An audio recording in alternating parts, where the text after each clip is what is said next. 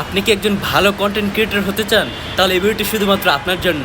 অনেকে ভালো মানের কন্টেন্ট ক্রিয়েটর হতে চান, তার জন্য সফল হওয়া দরকার। সেই সফল হওয়ার কৌশল আমি আপনাদের মাঝে ব্যাখ্যা করব।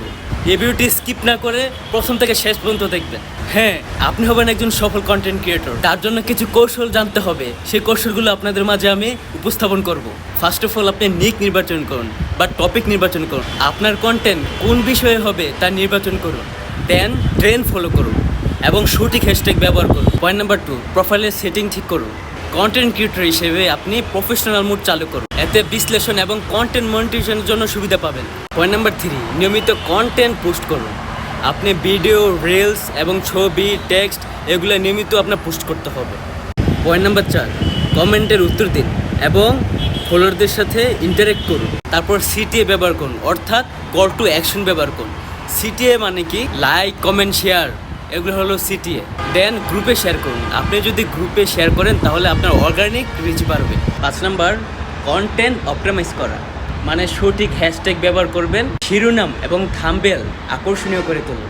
দেন ভিডিও দৈর্ঘ্য, আপনি যদি রিলস বানান তাহলে 15 থেকে 60 সেকেন্ডের, এবং যদি লং ভিডিও তৈরি করেন তাহলে আপনি 3 মিনিট থেকে 10 মিনিট পর্যন্ত। 6 নাম্বার পয়েন্ট হলো আপনি বিশ্লেষণ করুন। ফেসবুকে ইনসাইট ব্যবহার করে দেখুন আপনি কোন ভিডিওটিতে কতটুকু ভিউ পেয়েছেন, কতটুকু লাইক পেয়েছেন, কেমন কমেন্ট পাচ্ছেন, কেমন শেয়ার পাচ্ছেন, এগুলো আপনি দেখেন। সেই অনুযায়ী টাইটেল এবং কন্টেন্ট পরিবর্তন করুন।